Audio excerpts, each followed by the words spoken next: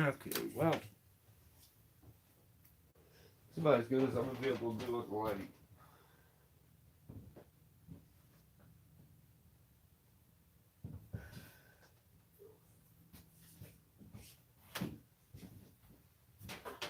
Hey guys, sorry about that.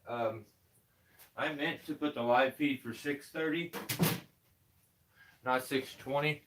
I heard my phone beep a little bit ago, and I just took for granted that it was just some stupid notification.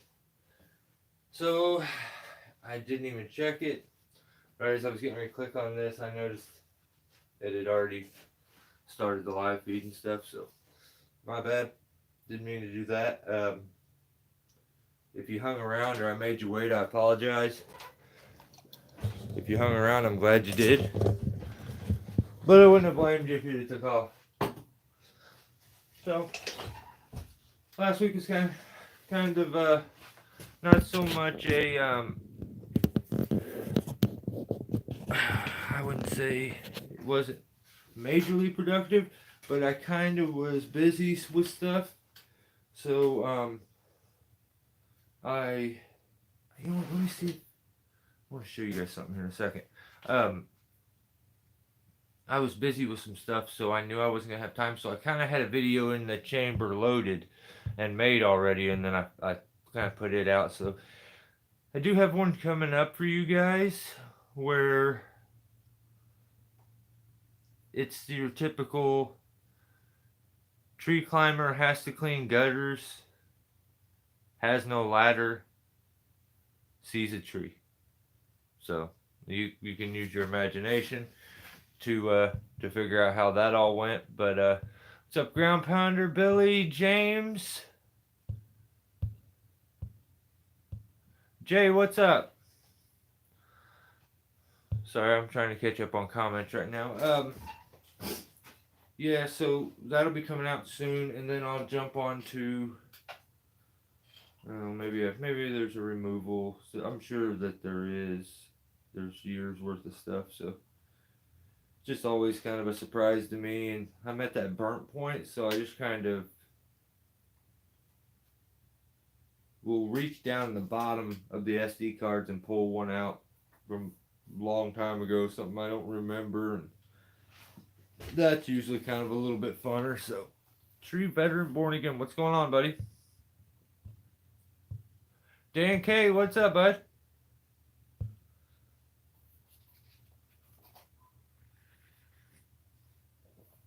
Working on equipment, saws, and listening. Oh, right on. Cool. Yeah, I the analytics last week was 2 videos, 4 shorts, 1 live, 1 community post, 6.9, which I think's low.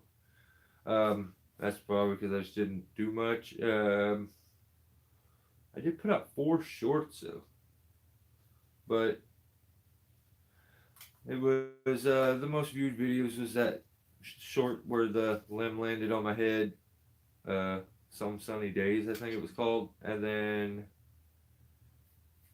I think the here's why it's better short. It's all about the way it was worded, the title, because that is just me answering a comment that someone left. So, and also in that short where I show you how to tie a chainsaw on, and you take and just put it in a bite, and then put the loop up over the bar or the brake on the chainsaw. You Another reason I use that is that's how I weight my line too, because if not, you have to have it way up in the air to keep the nose of the saw from touching, and then that forces you to have to, when you put your foot ascender on the rope to start rope walking, you have to put your leg up so high, and it's hard to sometimes get started if you have to tie your chainsaw to weight the line, and you have to use up 2 foot of height. Then that means your first step has got to be above 2 foot, maybe even a little more. You got the knot and everything, so you're forced to make this ridiculous huge step to start out. And anybody that's done rope walking any length of time knows exactly what I'm talking about. It doesn't seem like that would make much of a difference tying the saw on with the bar hitting the ground. Also, sometimes there's rocks, stones, and stuff on around the tree, and you don't want your bar smashing into stuff while you're climbing and the ropes wiggling and stuff. Um, and also dulls your chain. You don't want that. There's a ton of reasons. So, and I don't like it personally because the tail end of the rope gets to whip in and you'll pluck the rope and you get up there and the saw's got the rope attached at the teeth on the chain. So it's like, that's the reason I personally, when I hook up a top handle saw up, I tie it off right here and then take with one bite and then put the loop up over this handle, because it goes all the way to there. So you put it up over and then you may have to cinch it a little bit, but then the climber just has to say, and take it off, and it's good. But the best part is the saw isn't like this. Like this is even shorter than it is like this with no bar. But then you also have to add the bar length, which is going to lift it up somewhere in here. So I don't know if that really makes sense to anybody else, but it also is much more sturdy and flat and like not so tippy, because if you're on the bar it moves all over the place and stuff. When it's flat like that, it'll maybe do a little swing with you, but it just puts all the weight in like one spot instead of bar weight down here and the motor weight back here. It's kind of evens everything out. But yeah, I wanted to discuss that, but I was like, I'm not making another YouTube short to answer another, like, why. What would I call that? Here's why it's better than the better that was better. Because, I mean, so I can't do that. Let me catch up on some comments. Yeah, I can't lift my right leg up high rope walking. Yeah, see, it's really the start. That's where all the confidence comes from. That beginning, that first few steps in rope walking is very, very tricky. So it's like, you know, I hate starting out with that goofy.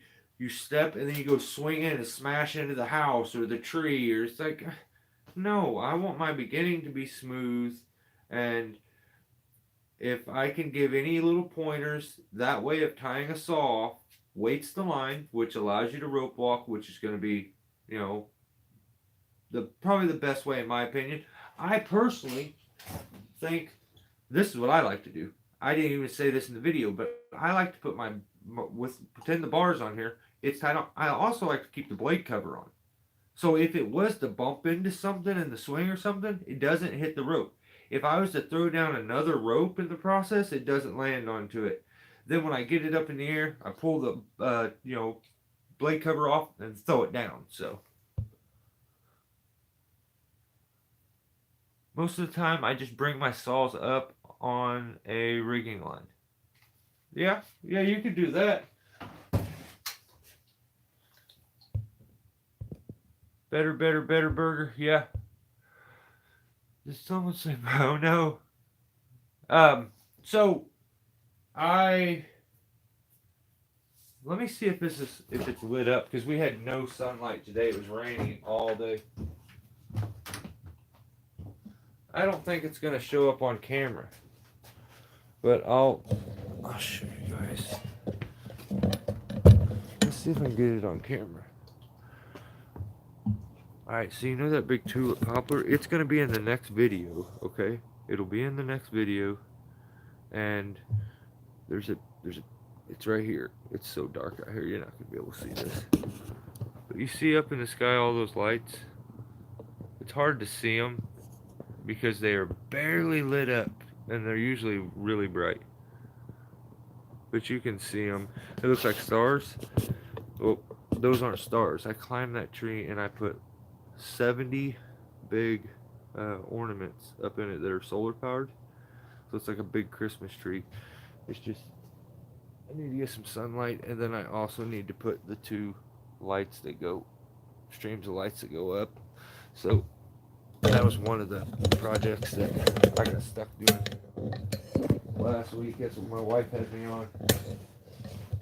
That was like a 2 climb process, and I don't You know, some guys may do it a whole lot, but rope walking is not something I do every single day.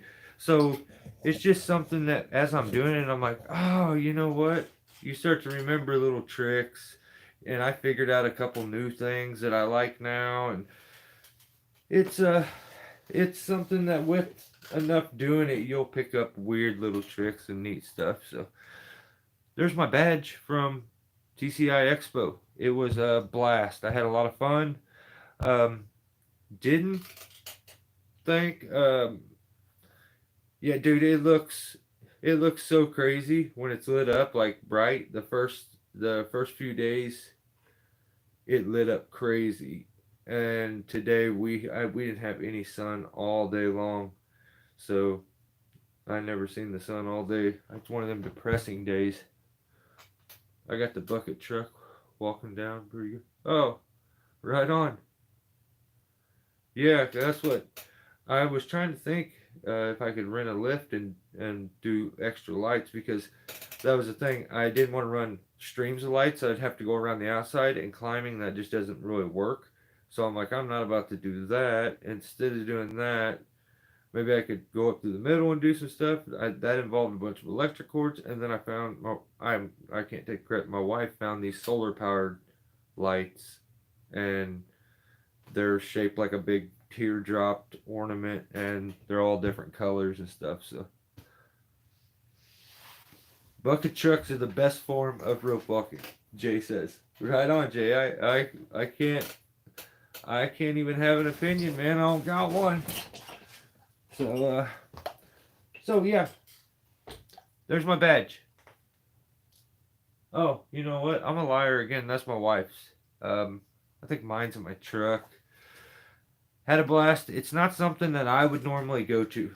Um, a lot more expensive though. Yeah, exactly, ground pounder. I wouldn't have went.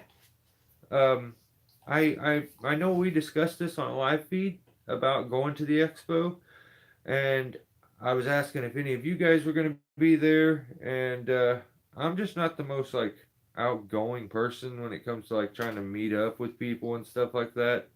I'm a bit of a hermit. I'm okay if you get me out and get me there. You know, I make the best out of everything, but I'm not the most. I'm a kind of a shy person. I'm not that outgoing. I don't really want the attention a lot of times. So, um, as it got closer, the less I felt like I wanted to go, which was typical me, if you know me.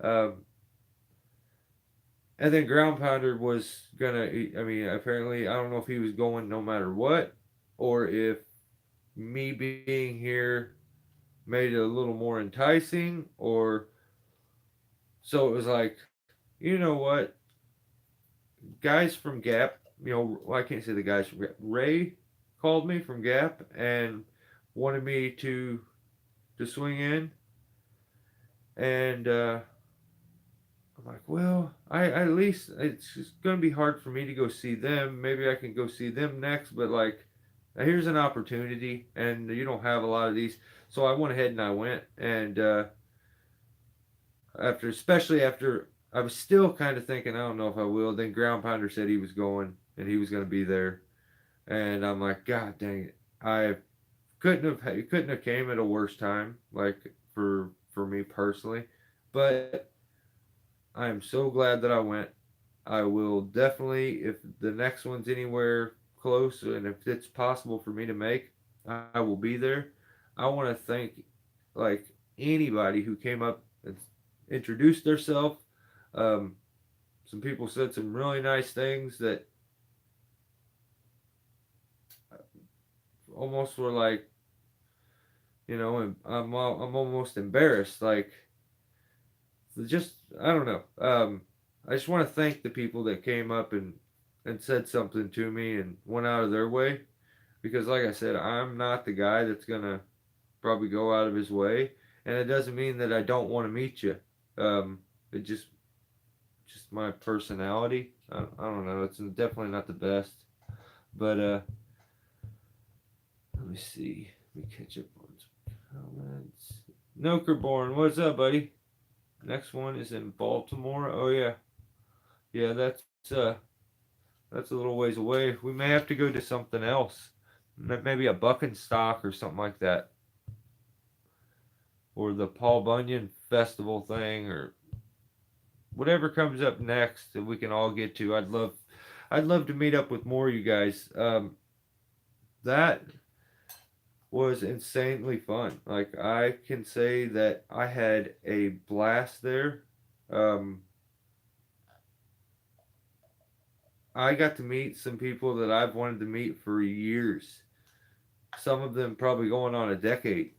Um, I don't know how long me and a few of these people have known each other, but it's been a long time, and we've never physically met. And like, I'm gonna put a video out where I go through the entire expo, um, which was out on the floor. Um, Gap, we stopped by there. I didn't do a bunch of videoing there though. Like I was more trying to show the machinery and stuff and all the new stuff that's out, um, and focusing on that stuff. Um, and then I was just amazed.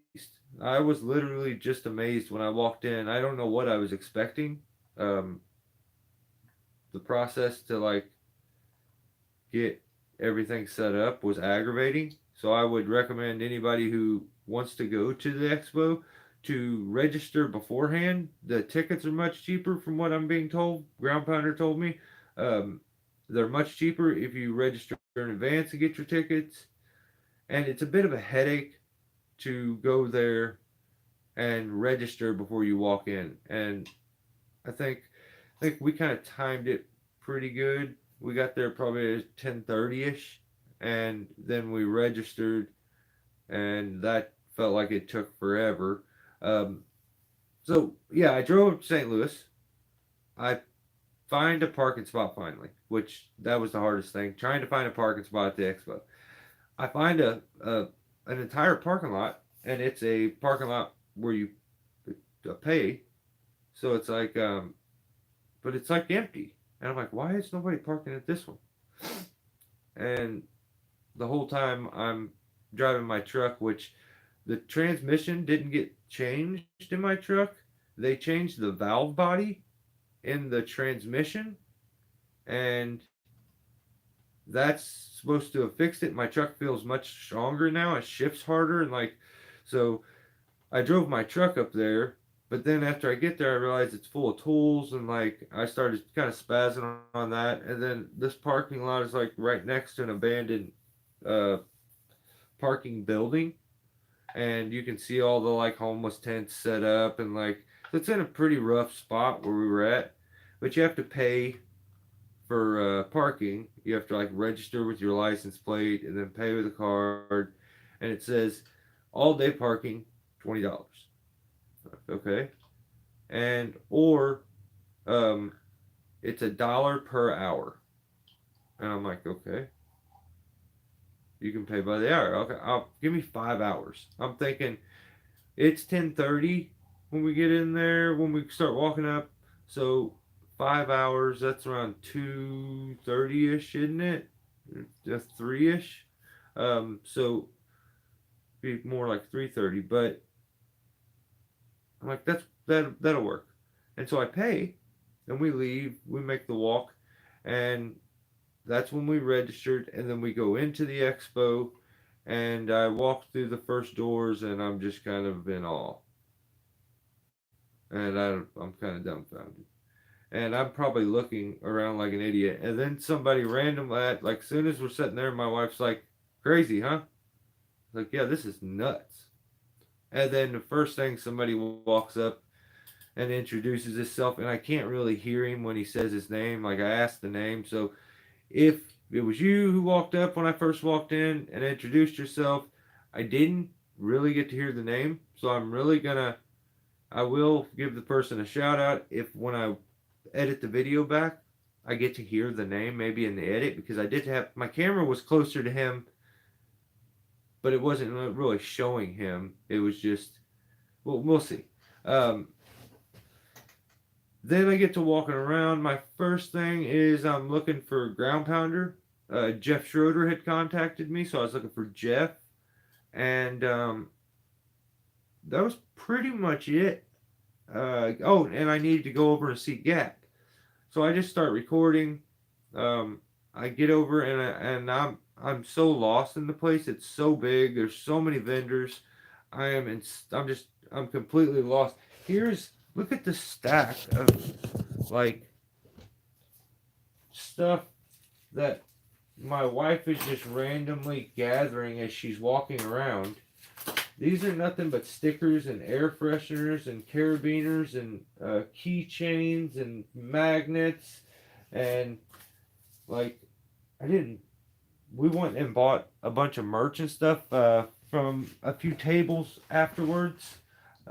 Before we left out, we just went to kind of the TCI portion. My wife wanted something from the Expo, so I think we ended up with a few hoodies, long sleeve shirts.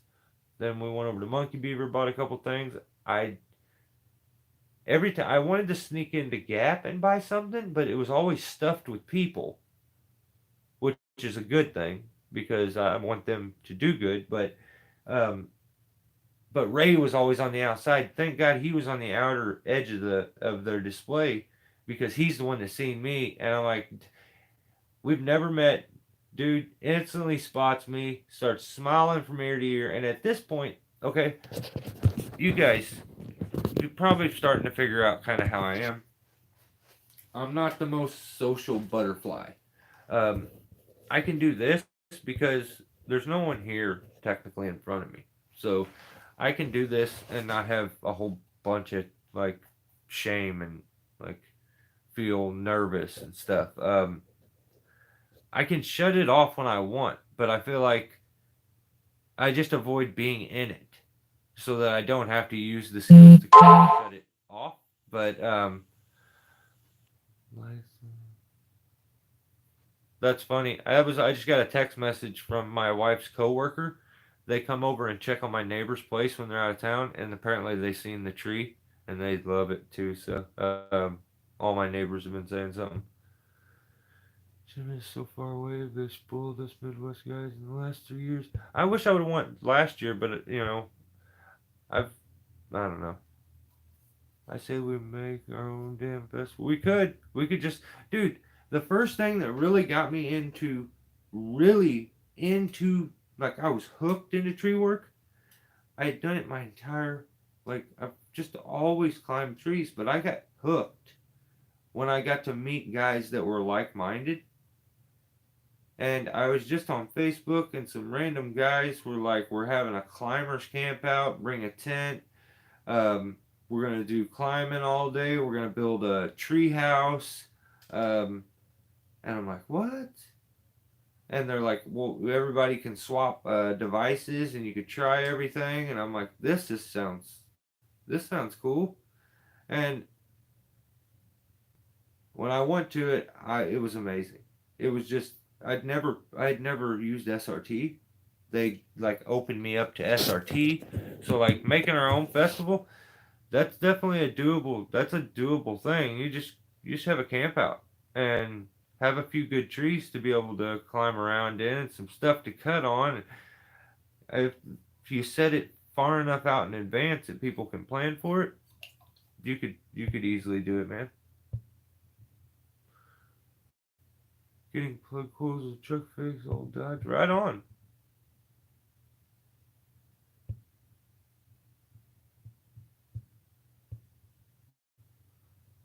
They said the Ford has a tiny transleak, so gonna hope it rides. Right on. Yeah. I hate working on that vehicle's breakdown. Like I don't know. My truck's not a new truck, so I should be pretty much figuring that this kind of stuff would be happening. But hopefully, I didn't cuss too much. No, you're good. Even if you did, I got. I'll use some fart noises or something for. I got some kind of stupid sound effect. You guys hear my edits. Usually, I use a horn honk. I just throw up. If you'll hear some random horns.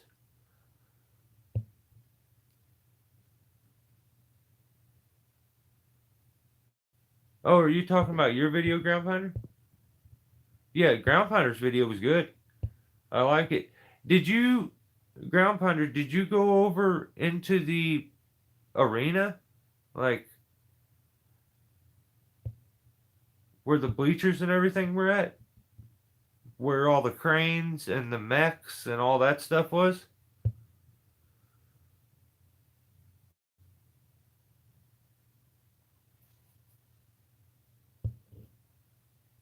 I got lucky and parked directly across the street in a parking garage. Oh, that's awesome, Ground Pounder. Yeah, and Ray told me because, um, long story short, we're in there. We're just having a good time, going around checking everything out. All of a sudden, my wife says, "Hey, I think we have to go," and I'm like, "What?" And I was like, I looked at my phone. It was like one, I think, and she's like, "Yeah, we have to go."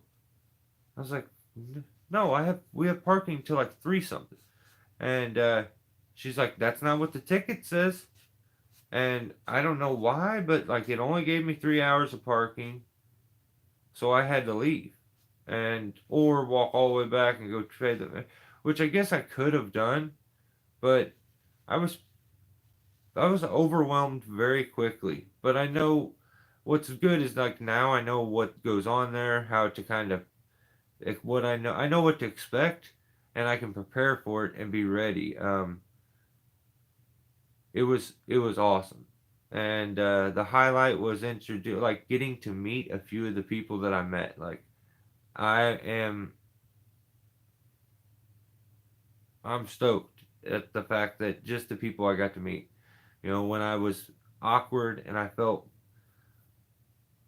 just I just felt uncomfortable when I first walked in. You know, I felt like everyone else in there had been there for hours and were there the day before, and like everyone knew that I'm just randomly showing up. I don't know, but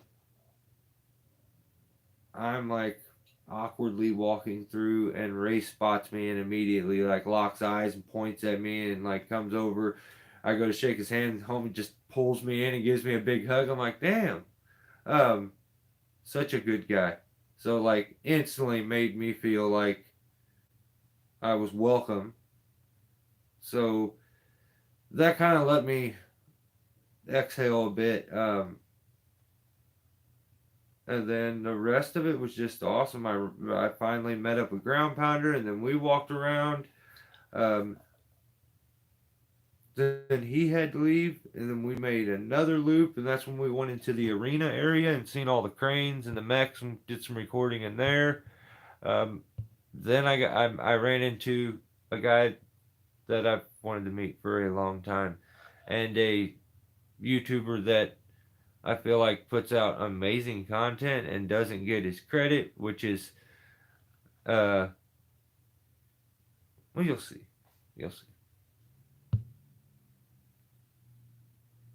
But yeah, Ray told me there was parking right behind the expo for like $10 for the whole day. I'm like, what? So,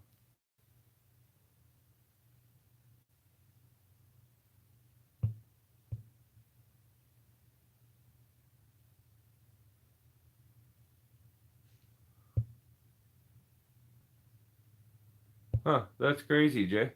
Yeah, my brother-in-law's one. He said that he had to reconnect a circuit to get the transmission to work last time. I think the same thing happened, and apparently that circuit must be inside the valve body of the transmission. So he just said, "Hey, let's switch the valve body out." And now it feels like it shifts completely like different, but like not in a bad way. It just has all the strength that it used to have.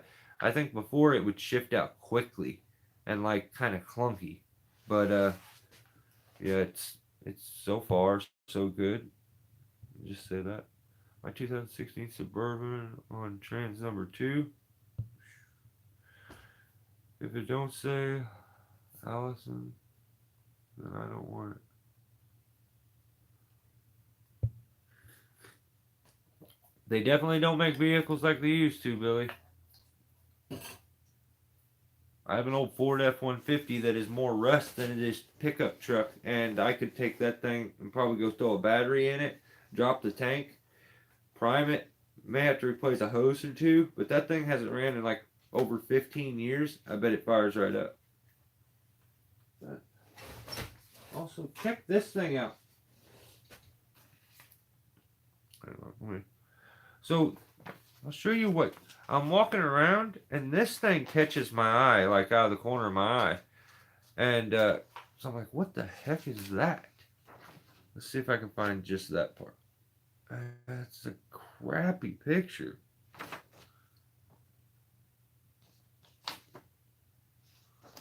Alright. I can't see the camera. See that thing here? I believe that is called the LFM rigging block. Is a rigging device that can be used with the sling that is not provided to rig a lowering or raising line in a tree. The LFM rigging block consists of a LFM rigging unit, removal sling, coupler, and retaining pin. So I kind of understand where they're coming from with this. And this is something I've never discussed, but you guys know me as a rigging ring fan. This is something I've thought of a long time ago, and I just didn't know how you would really do it. This is exactly how you would do it. How can you make a rigging ring that is midline attachable? So what they've done with this thing right here, now that is stationary. That doesn't spin. It does crack open, and it's a pulley that opens up, but it doesn't spin here. That thing stays stationary and gives constant friction. So I caught that thing out of the corner of my eye, and I'm like, whoa, that's pretty crazy. So then I go over there and look at some of this.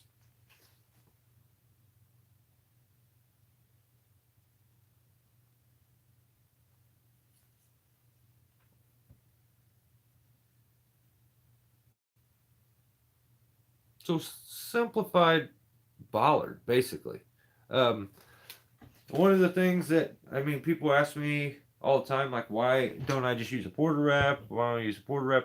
Well, a porter wrap puts that crazy sharp bend a lot of times, and it puts a very tight coil in the rope, which ends up giving you twists. And you end up getting a bunch of twists in the rope, and they knot up, and it has to go through that sharp point. You don't end up with that kind of stuff when you're using a bollard. At least I haven't. But that's why I use a bollard, is you don't end up with the pinch and the coils, because of it being so round a lot of times. But that thing looks really, really awesome. I couldn't really tell there, but I think it looked like that thing. Trying to see. It almost looked like it had like a crank device on it to where you could twist it, but I don't think so. Yeah, it's at the winch bar. Yeah, so okay, I think that's just to tighten the ratchet strap. But I don't know. The more I look at it, the place, I have so much stuff to be reading here from it and looking at, and like there's there's spikes that I wanted to show you guys that I'm really, people have been asking me about, like they ask me about spikes all the time. Here would be my answer. I just found these, and these will be the next pads that I buy. And my first instinct was, I don't like them. They look too stiff. Until they must be using some different kind of a plastic or something, because that composite plastic moves a lot more than I'm used to. But the new ones from Buckingham, they're super light. They're huge, cushy. They are the way, you see that You see how that pad is offset? That's how I think a tree climbing pad should be. That's the problem where geckos hurt and they should be at a bit of a lean. Like your leg, your back calf muscle is bigger, so it's almost gonna need to lean forward so it sets further, like it sets onto the shin correctly, and you don't end up getting that sore.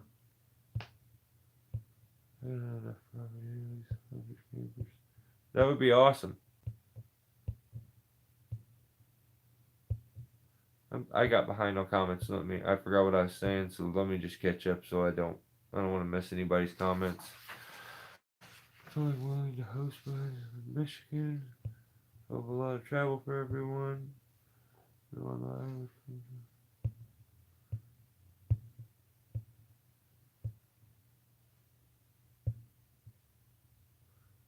Who has seen the jailbreak? Oh, I have. What's your thoughts? If you want to see the jailbreak, we did interview a guy who did a demo on it. So we interviewed Scoot, um, TCI. What is his new channel name? Industry TV. Go to Industry TV. In his old videos, he was one of the first people. I had never seen the jailbreak before, or maybe I seen a post about it, but I'd never seen it in use. And he put a video out using it. He gives his thoughts and stuff on it, and then it's been a while, so you could ask him about it now and see what he says. But that's been around for a long time, quite a few years, and it hasn't caught traction, so which is surprising. There was a couple different devices that are like that. What is that real fancy Quran? They come out with a little device like that too that had a bunch of little circles on it, and it was shaped like in a diamond, and it attached here, and you went through, and it was pretty wild. I tried buying a GRCS directly from Very Good. I asked if he had complete units for sale here. He said yes. Then I asked how much, and he told me to go talk to Bartlett. Did you not? Did you see in your video, Ground Pounder, when you went by Gap's booth, the Hobbs device with the crank thing? It was sitting right there. That big yellow device is what it is, yellow and green. I'm not quite sure why he said he had units for sale. Maybe he meant there is units for sale there, and that's why he sent you over to Bartlett. Maybe he had something worked out with them. But that's weird, dude. It doesn't make any sense. I'm not quite sure why he said okay. I see them and have seen his videos. I can't wrap my brain around it. Looks a little cheesy. Yeah, that's kind of my thoughts on it. It's way overkill. It's something that I don't like how skinny and the length of it. I'm concerned with it grabbing it and whipping it up at certain points. I don't know. There's a lot of things that I just kind of I think it could get stuck a lot, especially if you get a weird little twist. A twig was to get stuck. It's running through that whole system. Like I don't know. I don't know. I think it's a little too snug and tight with the way the wraps work. That would be my concern with it. But yeah, I just think it's overkill. But I've seen it work. I have to say that I have seen it work, and I think it's made by a tree guy. So I mean, if you're intrigued by it, I say go get it and give it hell. I think it should work for sure. But I also think like we were looking at this thing here. Look at how simple it is to make a bollard. I mean, it's insanely simple. I mean, that's crazy to me how that thing even attaches. It doesn't really make any sense how it attaches on there. Oh, okay. Holy cow, I thought it attached.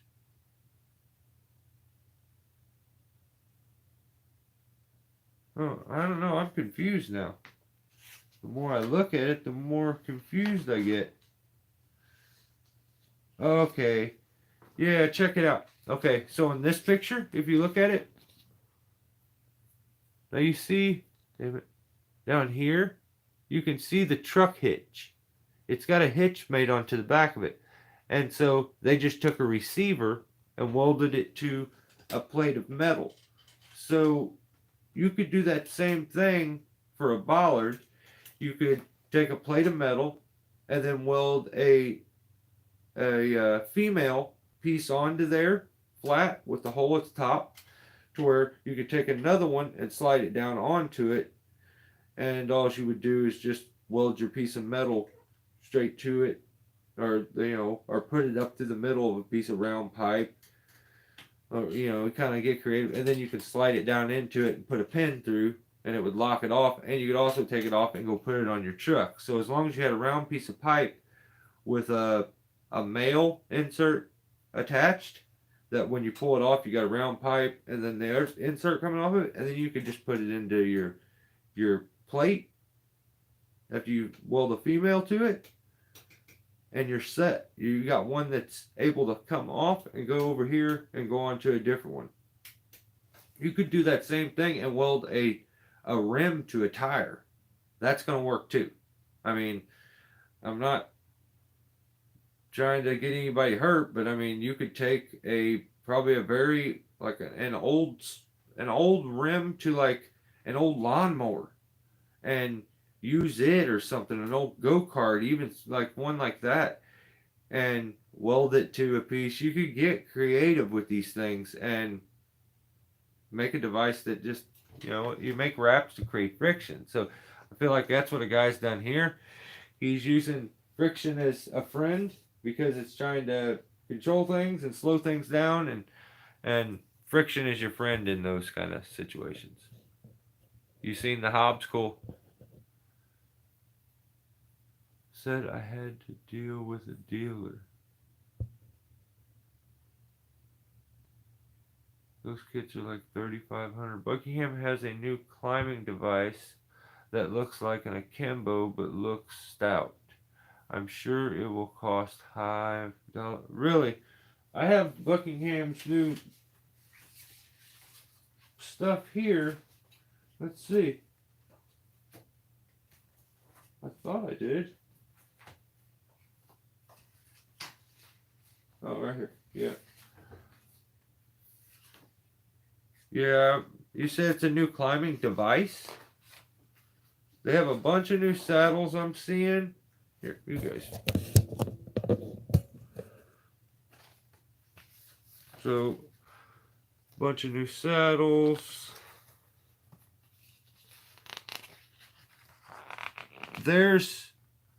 Are those the ones? I don't know if it's these or these, but you see, I think it may be these that I wanted. That's upside down, isn't it? But they say Buckingham on them. Right here. Just across the strap with the black ones. I'm thinking that's the ones that I wanted. I can't remember now. Because these are what I have. Or, no, I have these. These are the regular, these are the big bucks, the doubles. So they're, twice the pad. So it would be in either these or these. Quick Connect climber pads. Huh. They clip together with a seatbelt buckle. Then they strap down. Huh. That's pretty cool. There we go. Steel tree climber. Steel tree climber kit with cushion pad. Okay, so these are both doubles. So these would be probably what I would probably go with. But I guess that's just the spike and stuff. Just looking at an actual tree spike makes me makes me feel uncomfortable. Like, it just looks uncomfortable. Oh, this is the other thing I wanted to look at. I'm gonna go this way, that way you guys can actually see what I'm looking at.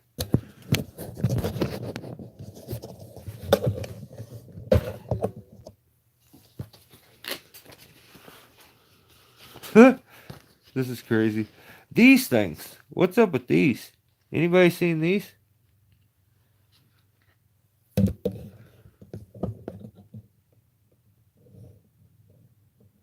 They're wild looking.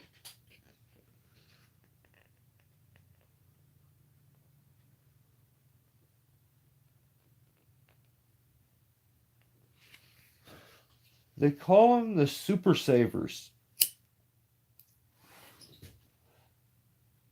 So basically, I guess it's working like, okay, it's working kind of like a figure eight would work. And it's making an adjustable cambium savers out of them. Like out of these. This one's just a prusik that you would wrap around and it would make that anchor point. This one a little different. I'd like to see it.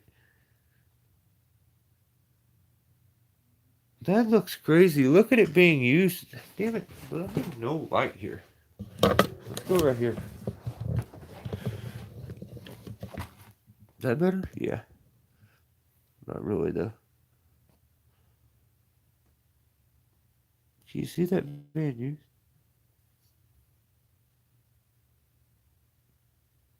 Doesn't that look crazy? That is a sharp bend radius to be climbing off of right there. I don't know if I like that.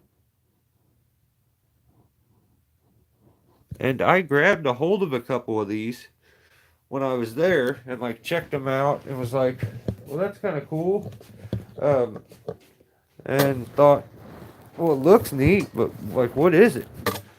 So now I kind of, at least I understand what they're trying to do, but I don't know if I like it. I don't think I do.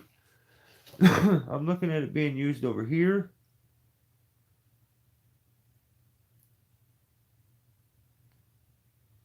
And yeah, it's like I don't I don't like it. I don't think I like it at all. Maybe you climb off two of them?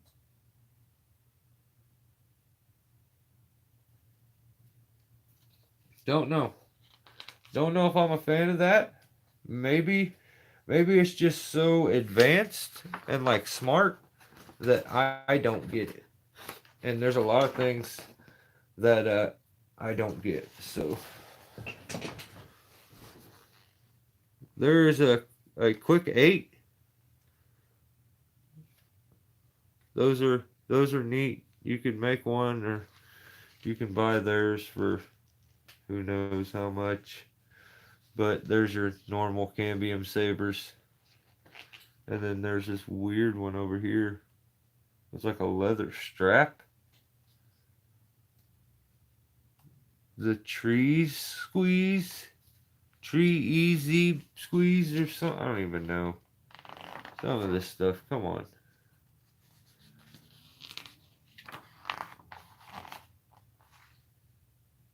What the heck?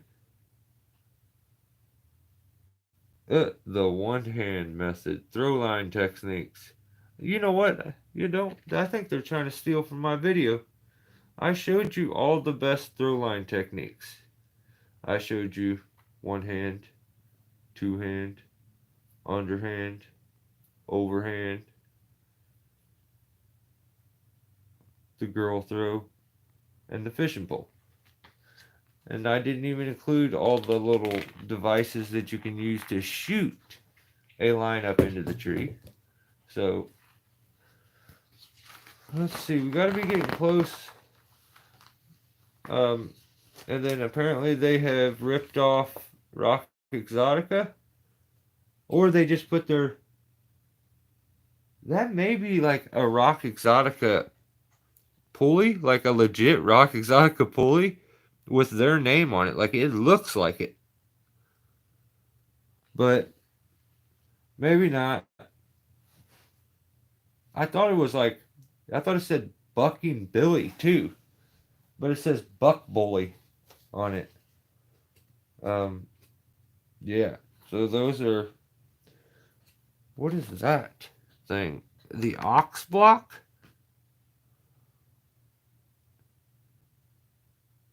I don't. It looks like it's got a clip on the bottom. for some reason.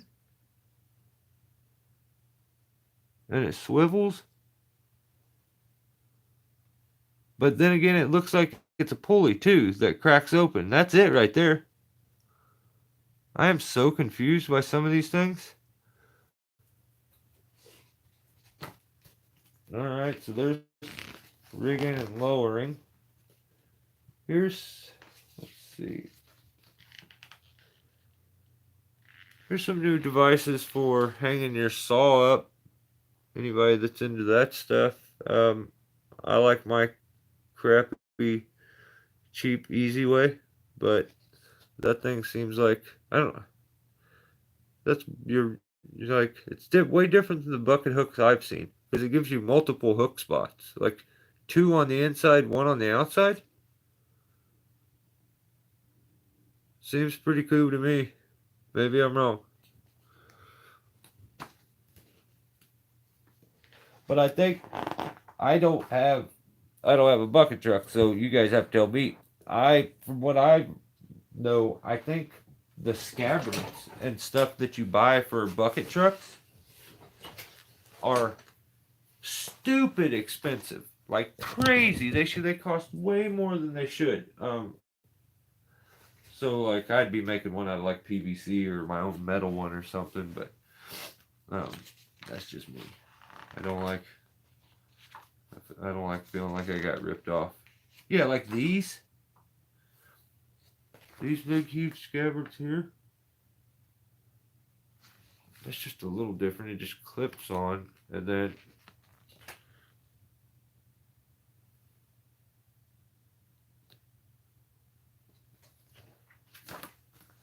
I don't know if I like that. Seems very cheap to be so incredibly expensive when you try to buy it. Saw scabbards. I'm not seeing the climbing device yet, so maybe it's something they're working on, just haven't put out yet. We'll see. This is what they say their new products, top new products. Okay. Um, Check out this magazine from TCI. It cracks open the cover splits. Is that not cool? I don't think I've ever seen that with a magazine before, where the cover splits open.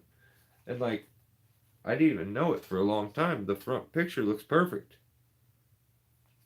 Until you stare at it for a second, you kind of see it, but yeah, kind of curious to go through this. Some of the lifts, some of the bucket trucks I seen, some of the stump grinders that I seen, and chippers were absolutely mind blowing. I've never seen equipment like that before in my life, and it was amazing.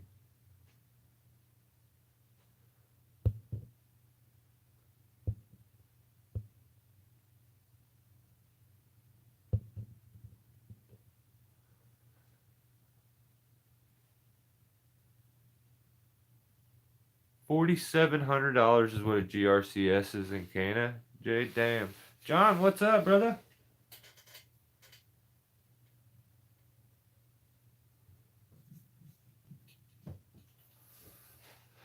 Yeah, I think I've decided I've been trying to figure out a way to have a winch and stuff for the bollard, and I'm just over it. I think what I'm going to do is I'm going to weld a ring to the somewhere to it, like off to the side of it. Maybe weld like a screw locking one, or probably just a solid ring, big chain link, something I can clip a GRCS or I keep seeing you guys put GRCS, something I can clip the CMI rope jack to, and I'm just going to use it for lifting limbs and stuff and make just a simple setup that attaches to the bollard that I can use. Yeah, making something isn't the hard part, really. I mean, it's trusting your ass with it. If it's part that you, yeah, yeah, I agree, John. It's the drill. You can, even if you bought a hard winch, tap drum. It really would be less money after. Dang. Not to mention the time you would have involved in building the brackets. I've thought about buying an old sailboat. Yeah, cheap. If I'm buying anything, I'm buying it from Gap. Bartlett is always more money than anyone else. Looks like a Kimbo on steroids. Oh, that's cool. I think Zacchaeus had a post on it. Oh, that's cool. Right on. Swirly John, what's going on? I'll have to check Zacchaeus' stuff out. I think. I mean, I'm not. I enjoyed his channel. I think I've told people to go subscribe to him, check his channel out. He kind of made me, I think, unsubscribe. He told me, I think, in a video that he was done doing tree work and he was going to start just using his dozer to do stuff. And I have so much stuff to watch. I kept seeing dozer stuff, and finally I was like, no, that I clicked out and I unsubscribed. So I have to go check it out. I randomly, his stuff would pop up in my feed because it's used to me watching it. So I still would click on even some of his dozer stuff, but like getting notifications is somewhat aggravating to me when you get them all the time. And sometimes when I can eliminate one, it's like I try. So especially if it's something that I don't feel like I'm gonna watch. But yeah, but then again, I guess he's still doing tree work. So if he's still doing tree work, then I'll stay subscribed and still check his channel out. So I need to go check. I'll definitely check though, Jake.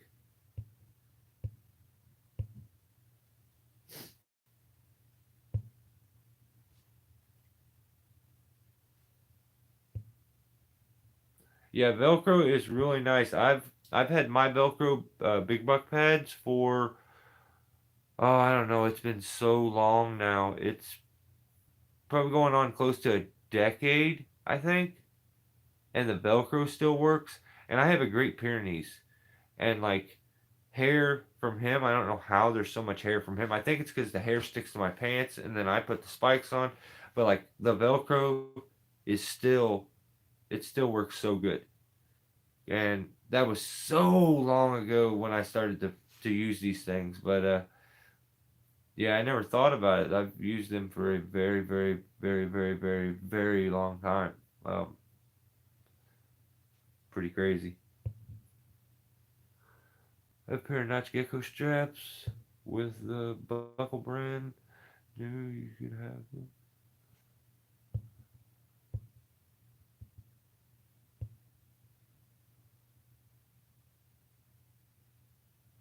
Velcro is better, trust me. Yeah, I like the Velcro. I would like to have Velcro bottoms for mine. That's the only thing I don't have Velcro. I have the Velcro top pads, but I don't have the Velcro bottom straps. But I wish I did.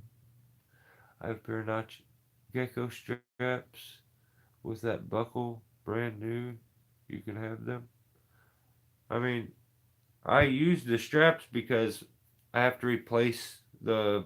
That's the thing about the other ones. Like you only get probably maybe 5 years out of the leather straps. It seems like, and they crack and get all wallered out. And mine are so old. They're like cloth. They're not.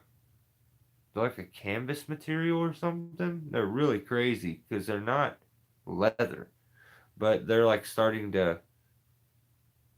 The holes are all wallered out, and it's starting to like fray a bit in each hole, and I don't know, they're getting pretty worn out.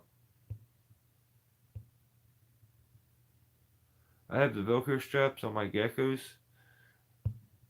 That's the ticket. Tree squeeze is nice, but high too. Oh my, are you serious?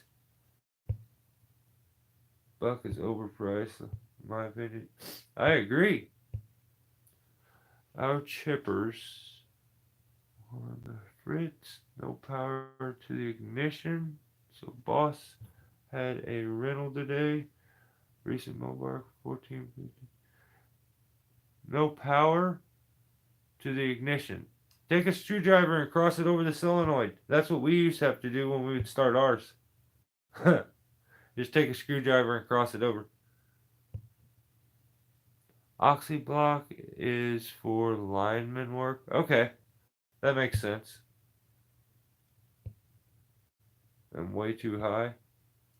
I made an air can finally. Now all my bags are stuck high up in a tree. Oh no. I have the most hillbilly thing. Um, so I had to climb that tree to hang all them Christmas lights that I told you guys. Once again, there's over 70 lights. I had to carry a backpack up 3 times that was stuffed full of lights, and I had to pull them out individually, take them, open them, turn them, the power thing, or no, I opened them and turned or cut all the tags off of 70 ish of them, maybe 75 or so. Cut the tags off, opened them, turned them on, put them back, put them in a backpack. So in the backpack they were all lit up, and then when I would open it, they would kind of shut off. But then I had to take and unplug it off, and then open this little like wire thing so I could hook it back on. It was so easy to drop. I only dropped 2 of them. I had to have my wife come out and like, it was right at the very end. I think like my last 5, I ended up dropping a couple, which is stupid, but.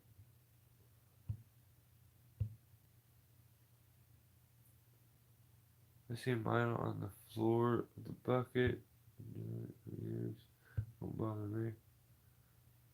Yeah.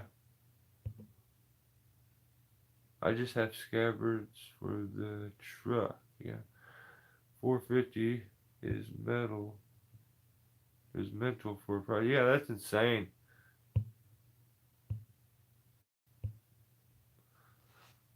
Zacchaeus has a short on the. Okay. Right on. I'll check it out. If it's a short, maybe I am still subscribed because I'm like, I didn't see it. And if, because I just was looking for something to watch the other day, and I went through all my subscriptions and I just didn't see anything. So I'm like, dang, maybe I am still subscribed, and maybe I was just thinking about unsubscribing. But I did just notice. I'm like, hang on, I think he's still doing tree work. So I don't know. I can't remember what I did yesterday. So yeah, he's cool. Oh, it's okay.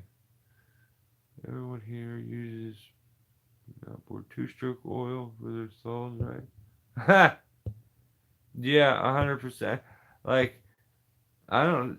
Have you noticed the lawsuit is like not being talked about anymore? Now he's just. At least he's like. I don't say anything to him because at least his focus is on what it is he's doing, and I just think it's bad business practice for him to continuously talk about and call his saws clown saws when he like speaks of them instead of calling them and on top of that he spent all that time talking about nokers, and now he don't show nothing except for a knockoff like Farmer Tech, like Husqvarna saws that aren't noker. But I don't know. GP, I try my best not to go over and watch his stuff because he makes me want to quit YouTube because that dude puts out complete trash as far as content. It is junk. It's ridiculous. He like shows his crotch all the time, and like you gotta watch things from the view of his junk, and you just it just doesn't seem fair to me that someone can pretend and just spout nonsense and misinformation, and their channel blows up and passes me up. That's my struggle when it comes to YouTube. I feel like I've more than put my time in, and like when I had to see him eat a cake and celebrate 10,000 subscribers, I could have thrown up.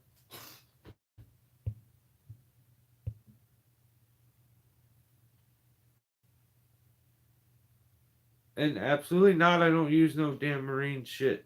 He needs smacked in the mouth. He's ignorant. But I guess you could.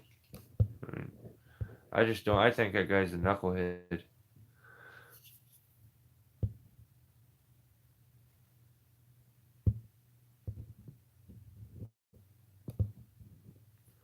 I use the brakes and scrap and mix.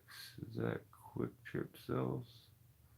I didn't know if anyone else seen dude talking about how steel oil is junk. He's just he's a parrot, okay?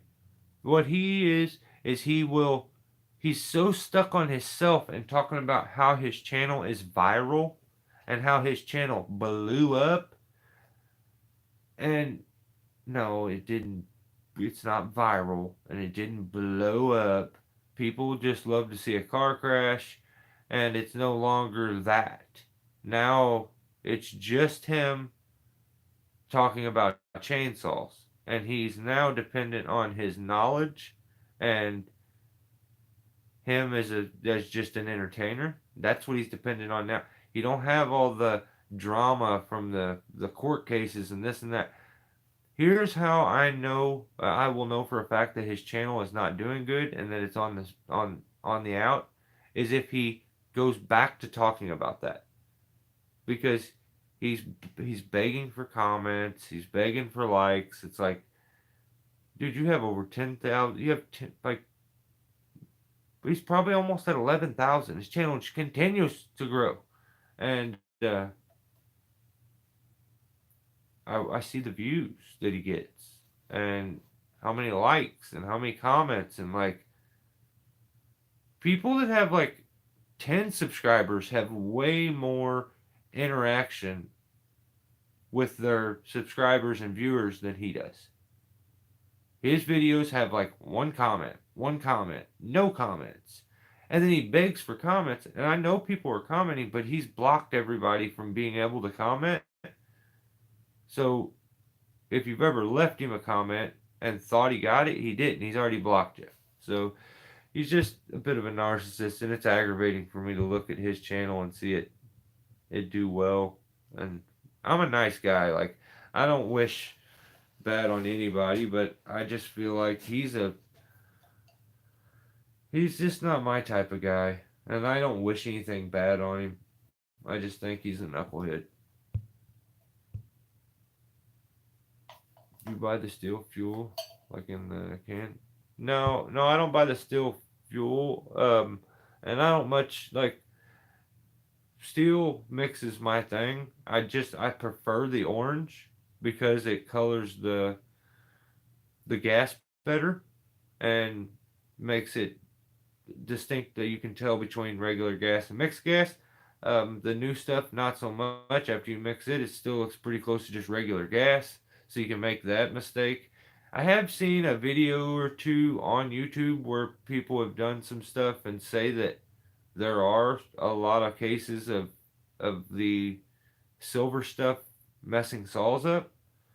Um, I have not experienced any of that myself, so I can't back that. There's a chick that does chainsaw videos, and her channel blew up too out of nowhere because she's a woman, and it just blew up, and she's the first one that I ever seen talking about it. She made a video a long time ago, and that video I think went pretty good for her, and her channel blew up. Her channel's big, but yeah, I don't know. I don't buy the fuel in the can stuff though.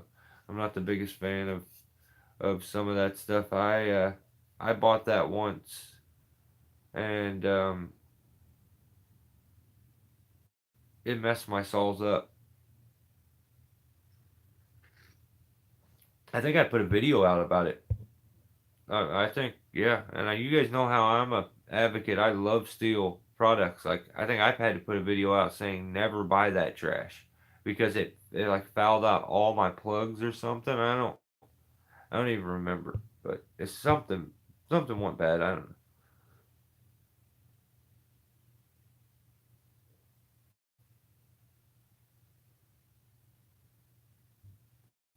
Has wire cord but isn't Buckingham. Okay.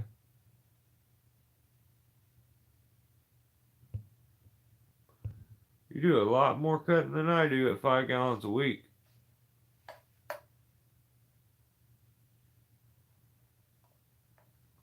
Dang it. Is your throw ball getting lost, tree veteran? Is it getting lost because of the color of it, or because you can't like find it, or because it's getting stuck? I still have 2 cases of 5 gallon mix bottles. That's awesome. I still have, I think there's 2 bottles left.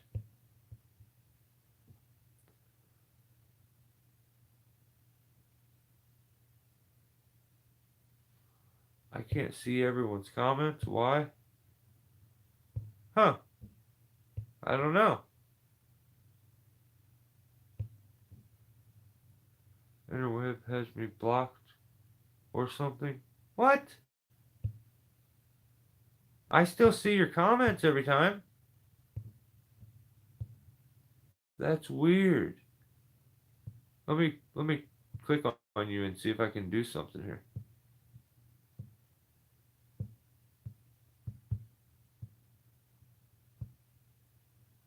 I thought I could click on your comment and it would let me. It's not letting me do anything.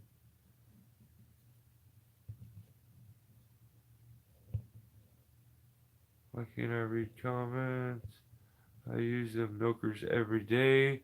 They are amazing. Ha ha ha ha ha. God bless. BR.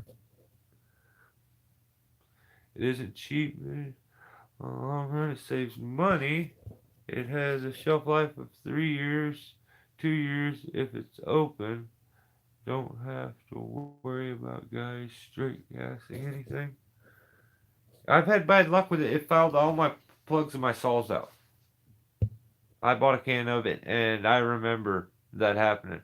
Um, and then I was told you're only supposed to put a little bit in your tanks, or it's what you're supposed to put in at the last time of the year. I've heard so much silly stuff about that, but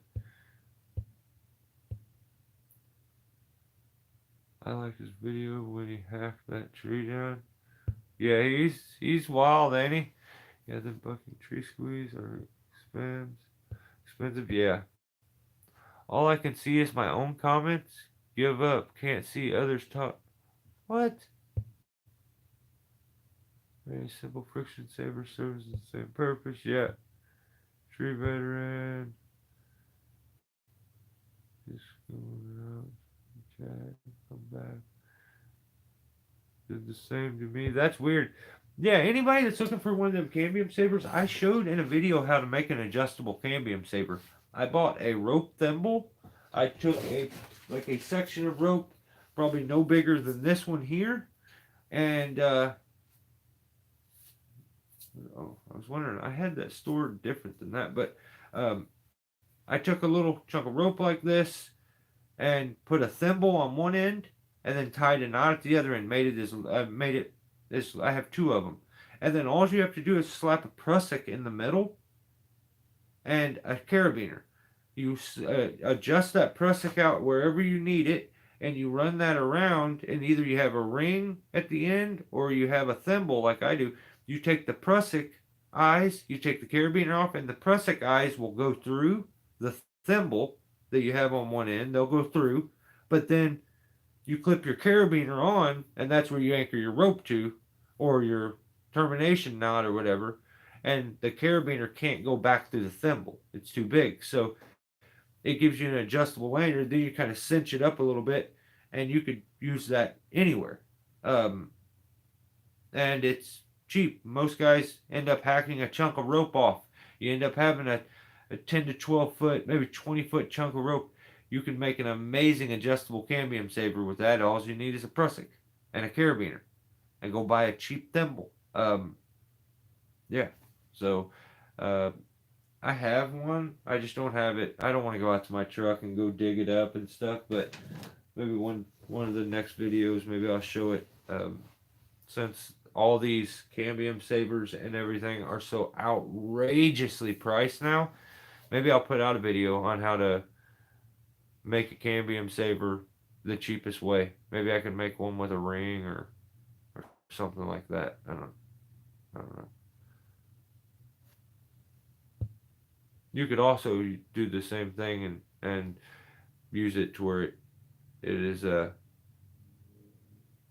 retrievable with the thimble too. You just carabiner one side, and then as it goes over, it would pass through the carabiner, the knot, and you would just make a knot that's small enough that it would catch on the thimble, pull the whole thing off. So just send it me, Mike. I would not worry about him, brother. He's nothing. It's what it is. Yeah, yeah. It does aggravate me. I have to be honest. It does to me all the time, but we'll see this. Yeah, I know. Hopefully it works for him now. I told him to pull his bottom lip over his head and swallow. Never got a reply from Mr. Noker. Yeah, he's he's crazy. I just don't. I see his channel blowing up, which makes me feel like the only people that could be silly enough to honestly subscribe to him is people that are just getting into it that don't have any knowledge. They don't know any better. So it's like he's instantly telling people the worst thing. Like, first, he gets a chainsaw and he goes like this. Okay, new chainsaw shows up and he gets it out of the box, and there's an agenda right from the get go. And if you got some sense to you, you can instantly see it. He's purchased a chainsaw, and he is now going to talk bad about it to make his chainsaws that are also a clone that he calls clown saws. He's going to make it look better by talking trash about this. So, new chainsaw comes in. Hey, guys, I bought this brand new chainsaw today, and we're going to do a little review on it. And he says to compare it to, the Hanikawawas or whatever, I don't know what he calls the smokers. So, he flips it over, and he starts looking in the cracks at the plastic. And he's like, yeah, see what this is how you know you got a bad product. The fit and finish here. That's a little sharp on my finger, he says. A little sharp on my finger. And he's like, this is just a bad product. I'd be ashamed to run this. When at the same time he can grab one of them pieces of trash that he's trying to sell everybody on that he says he's not. He grabs it and will tell you some kind of BS for everything that's wrong with it, why it's not wrong with it. It's good. Like, if Nokers were good, you wouldn't have to buy all these OEM parts to replace on them before you can sell them. So, I just hate that I feel like there's a lot of misinformation that's going out there now to the chainsaw world, and I think it sucks because he's not the guy that should be giving out any information. He wants to just make chainsaw videos and talk about his chainsaws but he does not need to be trying to teach anything. He doesn't know what he's talking about. He don't know nothing. Just because he has a fascination with something and maybe he's got more of that specific brand than anyone else, who cares? They don't make you an expert. Just because you got more of them, that just means you were stupid and you bought more. When everybody else was smart enough to buy only one, and they're like, hey, he's making that mistake again, I'll go buy a real one. You see how I gotta calm down. I would love more than anything to have a face-to-face conversation with him. Because somehow he manages to surround himself with yes men. Every man and if you're a guy out there that gets put on one of his videos, he is making you look like complete simps. He's making you look like You're his flunkies. Like, less than. He basically calls you an idiot to your face. And still, I am seeing new people go on his channel, men, and he belittles them straight to their face and treats them like they are less than to get what he wants out of them. And they continue to deal with it and come back like, I don't get it. And if your channel was it worth anything and was it doing anything good in the world, people wouldn't be afraid to show their face on your YouTube channel. But when 90% of your guests and people that you have on your channel do not want to be on video, there's probably a reason for that kind of thing.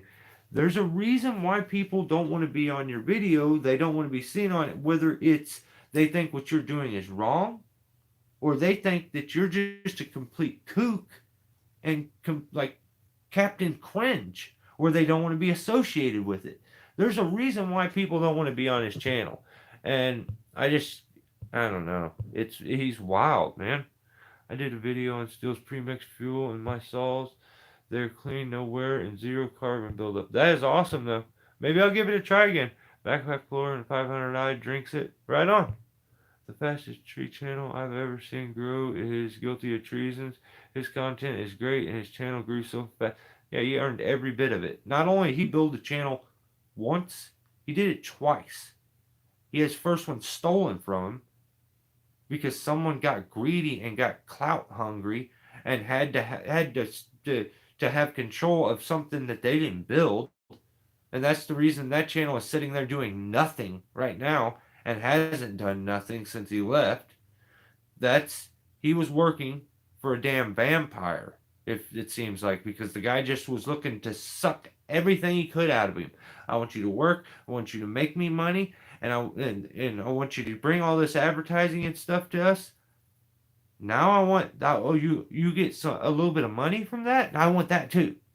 That's gross. So I'm a full backer of Guilty of Treason. I love his story. I think he's a great dude, and I think anybody should subscribe to the dude.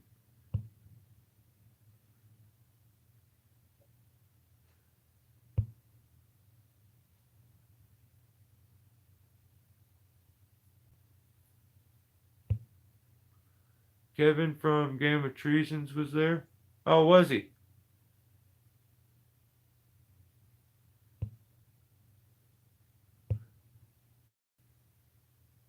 Billster, what's going on? Yeah, Ham is very humble. Oh, yeah. Okay, Kevin, yeah. Yeah, he seems like a good guy. He seems um maybe I'm being judgy, but I'm just trying to be honest. He seems a little preachy for my liking. Um, but other than that, maybe I'm just maybe he just I'm drawing conclusions from the stuff I've watched and stuff. Maybe I shouldn't be like that. I don't know. I think more people should maybe think about stuff like that, like reflect a little bit on themselves. I feel like awkward doing it because I feel like the rest of the world isn't doing that. So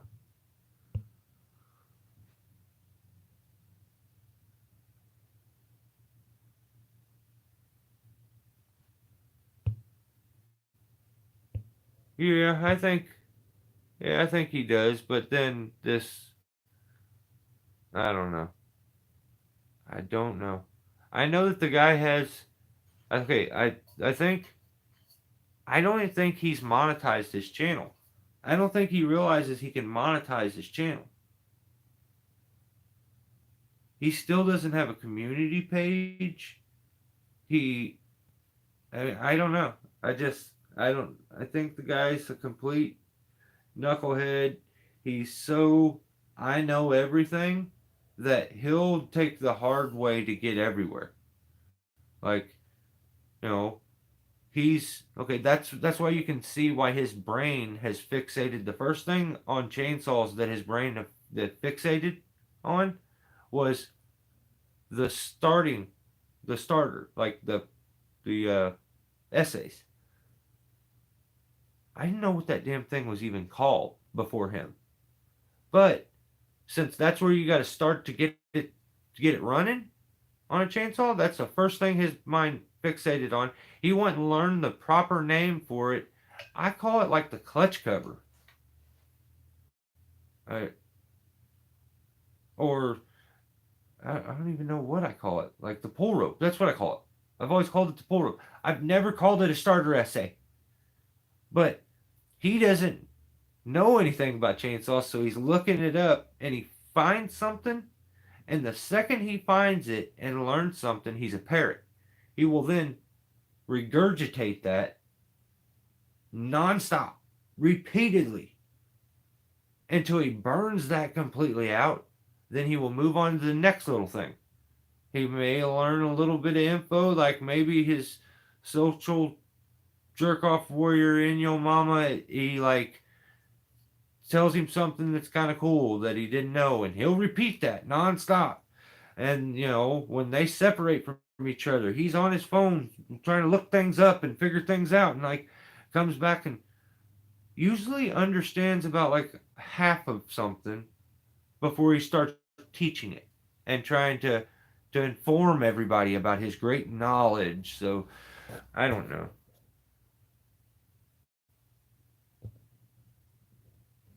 Yeah, drama's what brings the views, though. I mean, he says I'm a member of the Chainsaw Cult and I'm in a lawsuit. He's mentioned me quite a few times. Dude's out of control. Yeah, I know. I tried my best to get him to say my name. He wouldn't do it. You guys know how I am. I mean, I took him down. You guys may not have even noticed. I don't know if I've ever said anything, but I took the parody videos down. I have a playlist where I have like 6 or 8 of them where I just make fun of him and just like I would watch his video for the day and then I would do a parody version of it, and I felt like I was alienating all my new subscribers that were coming over, and they were like, "This guy's a nutcase. He just randomly puts out these videos and acts like he's a little special and like he's maybe not all there." And he and I feel like not enough people got the joke, so I had to take the videos. I took them all down. When I got one day I got somebody that said, "You're a weird dude," and then he unsubscribed instantly, and I was like, "Oh, what?" That was funny. Like I feel like it was funny, and I feel like I have a pretty good sense of humor, and I missed the ball on that. I don't know. Complete strikeout on my part. So yeah, I took them down.